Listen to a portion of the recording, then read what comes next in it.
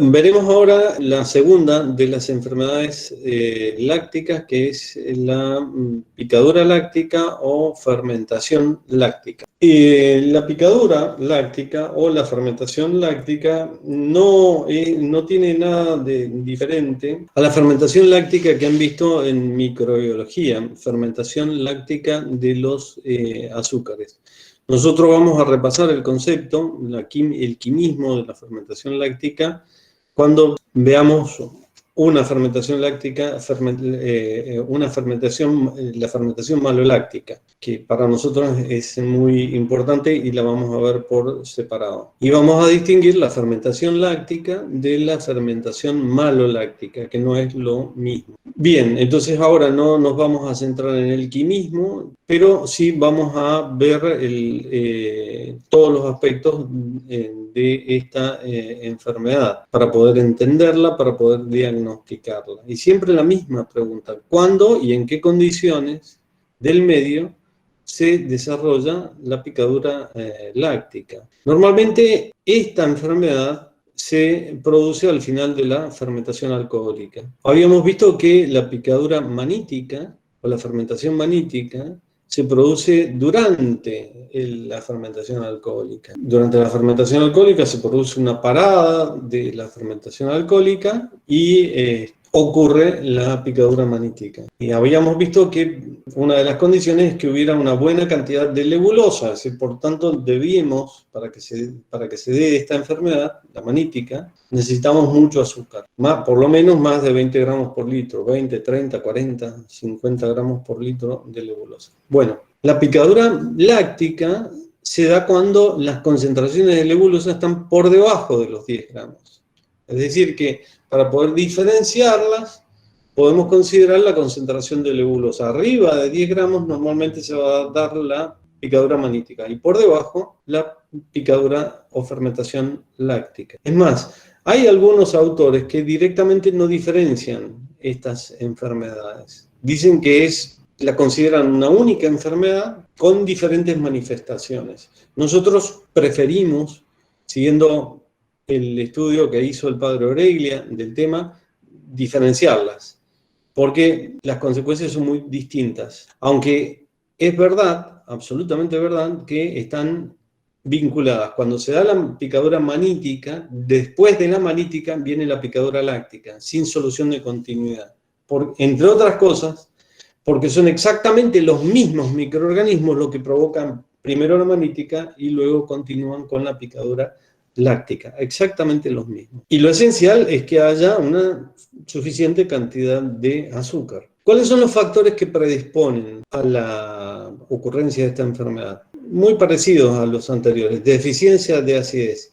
Y siempre que la temperatura sea alta va a facilitar el proceso, pero en este caso incide más la deficiencia de acidez. Obviamente que están muy predispuestos los vinos que se ha interrumpido la fermentación alcohólica, es decir, deja de haber dominio de la levadura, del medio, queda azúcar y comienza el dominio de la bacteria. Esto es clave para poder entender estas enfermedades, las enfermedades lácticas. Porque, repito, cuando la levadura domina el medio, normalmente inhibe el desarrollo de las bacterias, salvo algunos casos en particulares que ya los veremos cuando estudiemos fermentación maloláctica. Ahora, cuando la levadura por alguna razón muere, interrumpe la fermentación alcohólica, no solamente que deja de dominar el medio, sino que además, en el proceso de exorción y autólisis de la levadura, libera al medio nutrientes que están contenidos en el citoplasma de la levadura. Esos nutrientes liberados por la levadura son nutrientes altamente asimilables, muy asimilables por las bacterias, porque esos nutrientes han atravesado la pared celular de la levadura, por tanto pueden atravesar perfectamente la pared celular de las bacterias y ser nutrientes de altísima calidad para las bacterias. Entonces las levaduras, fíjense qué curioso, lejos de dominar el medio, mueren, dejan de dominar el medio y se convierten y proveen el alimento para las bacterias. Por lo tanto, luego del dominio de la levadura viene el dominio de las bacterias.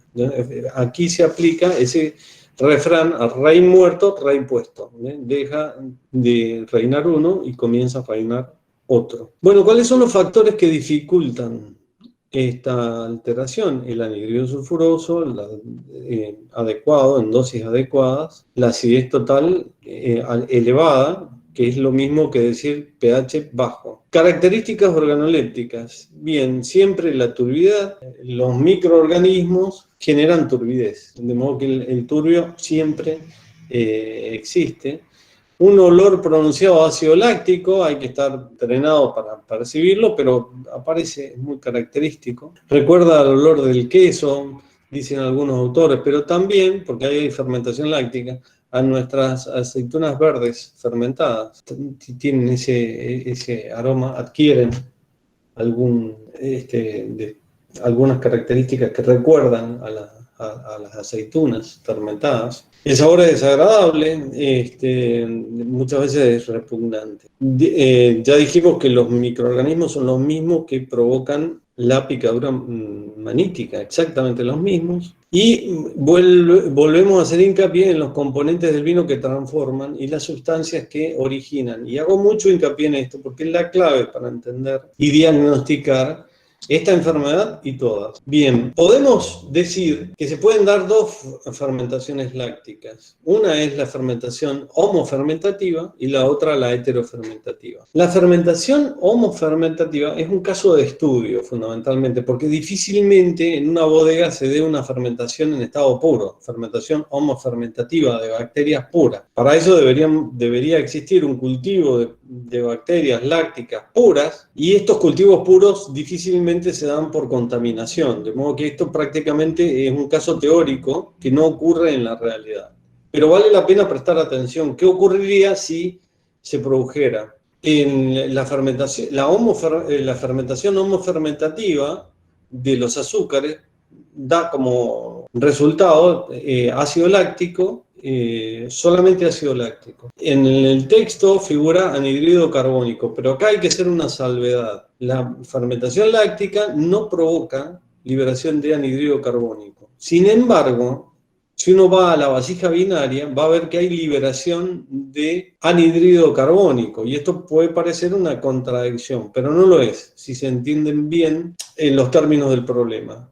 Ese anhidrido carbónico que se libera, que uno puede observar, el enólogo lo puede observar, en la vasija binaria, es el anhidrido carbónico producido durante la fermentación alcohólica, no el producido durante la fermentación homofermentativa. La fermentación homofermentativa no provoca anhidrido carbónico. Entonces acá hay que prestarle mucha atención a este concepto. El anhidrido carbónico se va a ver, esto es verdad, pero no proviene de la fermentación homofermentativa. Muy importante tener en cuenta. Y luego están lo que habitualmente se suele dar cuando se produce una picadura láctica, que son los procesos heterofermentativos. Y entonces, con estos procesos heterofermentativos, a partir de los azúcares, se obtienen alcohol, ácido láctico, ácido acético y, acá sí, anhidrido carbónico. Entonces, alcohol, láctico, acético y anhidrido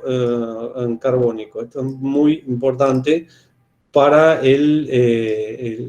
entender y poder hacer un correcto diagnóstico de la enfermedad. Bien, ¿cómo se previene esta enfermedad? Bueno, volvemos, ya vemos que las medidas de precaución se repiten en dosis adecuadas de anhidrido sulfuroso, dosis adecuadas de acidez total. Uno podría decir, pH bajo esto es, y uno podría decir, bueno, ¿y qué pasa si en el mosto tenemos dosis muy bajas de acidez total, pH alto? Bueno, lo que hay que hacer es corregir la acidez total. ¿Y cómo se corrige?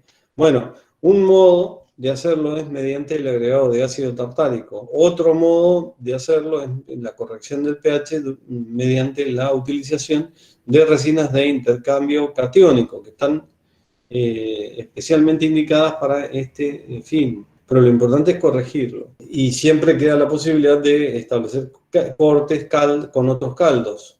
Pero esto ya no es.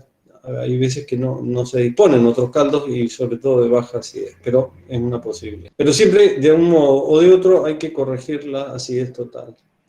no permitir la elevación de la temperatura y conduciendo la fermentación alcohólica a rastros de azúcar. Cuando no queda azúcar en el vino, no hay posibilidad de que se produzca la picadura láctica, porque precisamente para que ocurra se necesita azúcar.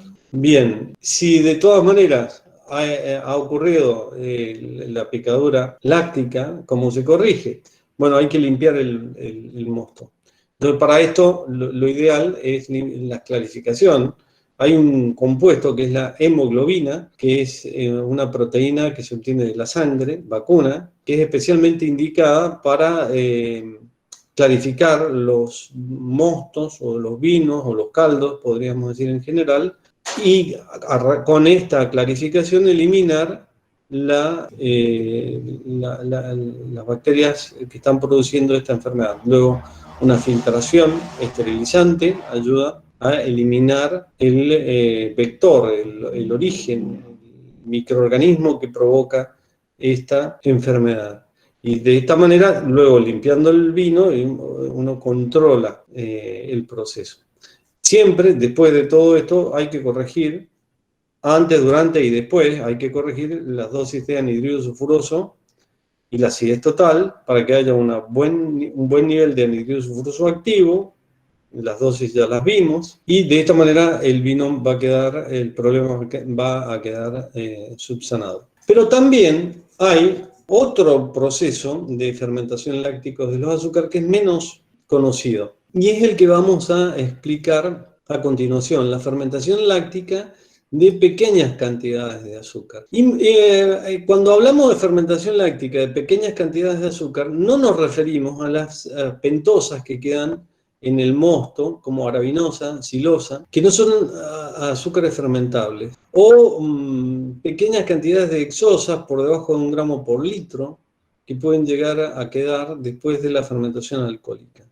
Normalmente estas cantidades de azúcar que quedan después de la fermentación, cuando los vinos han llegado a rastros de azúcar, no son fermentables, ni por las levaduras ni por las bacterias, pero ocurre que en algunos vinos aparece una concentración bastante considerable de glucosa, que viene por una hidrólisis de heterócidos. A ver, ¿qué es esta hidrólisis de heterócidos? Si observamos acá, uno de los responsables del color rojo de los vinos es la malvidina. Uno de los antocianos, es decir, los responsables del color rojo de los vinos son los antocianos. ¿Qué antocianos? Y la fórmula del antocianos básicamente es esta que estamos viendo aquí.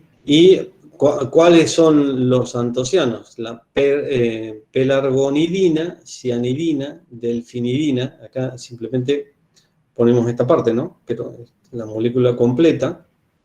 Cianidina, delfinidina, peonidina, petunidina y malvidina. Concretamente, en los vinos tintos, uno de los responsables del color de los vinos tintos es el monoglucósido, son los monoglucósidos en malvidol. Monoglucósido en malvidol. ¿En qué consiste? La molécula de malvidina está glicosidada, quiere decir que está unida a una molécula de glucosa, con un proceso que se denomina, un proceso polimérico que se denomina de glicosilación. Acá está el compuesto, la glicosilación de la materia colorante. El proceso de glicosilación son procesos bastante complejos, no solamente se produce con la materia colorante, sino con otras moléculas, como por ejemplo los precursores aromáticos, los estuvimos viendo ya, cómo están glicosilados. Son moléculas aromáticas que unidas a una molécula de glucosa, que acá pueden ver. Entonces, cuando se hidroliza, es decir, se rompe esta unión, quedan en el medio, por un lado, el antociano en forma libre y la glucosa en forma libre. Entonces, acá hay algo muy interesante, porque en un vino que estaba seco, cuando es hidrolizada la materia colorante, un proceso que puede llamar la atención, porque en principio no tiene nada que ver con los azúcares, sin embargo sí lo tiene, y mucho, Entonces, se hidroliza la materia colorante, el antociano queda liberado y en capacidad de reaccionar, porque tiene carga, y por otro lado quedan los azúcares. Estos azúcares, estas moléculas de glucosa, pueden ser tomadas por las bacterias lácticas y provocar una pequeña fermentación láctica de azúcares. Pequeña. Esta pequeña fermentación láctica de los azúcares no modifica sensiblemente las características químicas del vino. No se produce una gran alteración porque son siempre pequeñas cantidades de azúcar. Pero modifican fuertemente las características organolépticas, depreciándolas de los vinos. Modifican las características organolépticas. Peinot dice que vuelve a los vinos más secos, claro, más ácidos, efectivamente, menos aterciopelados, pierden frescura y vivacidad. Y Schopfer dice que es probable que este fenómeno sea mucho más frecuente de lo que se piensa, especialmente después de la fermentación maloláctica se suele dar este proceso. Y es los responsables de que la acidez volátil de un vino al final de la fermentación, un concepto que a los que desarrollaron acidez volátil se los pido, es decir, ¿cuáles son los valores de acidez volátiles más normales de un vino? Bueno, 0,30, 0,45, 0,50 se ha hecho la fermentación maloláctica. Pero si al cabo de la fermentación maloláctica los niveles de acidez volátil superan estos valores y van a 0,7, 0,6, 0,7 gramos por litro expresado en ácido acético, ahí quiere decir que hubo algún otro proceso que no fue el de la fermentación maloláctica, que en principio es una fermentación benigna, cuando es buscada,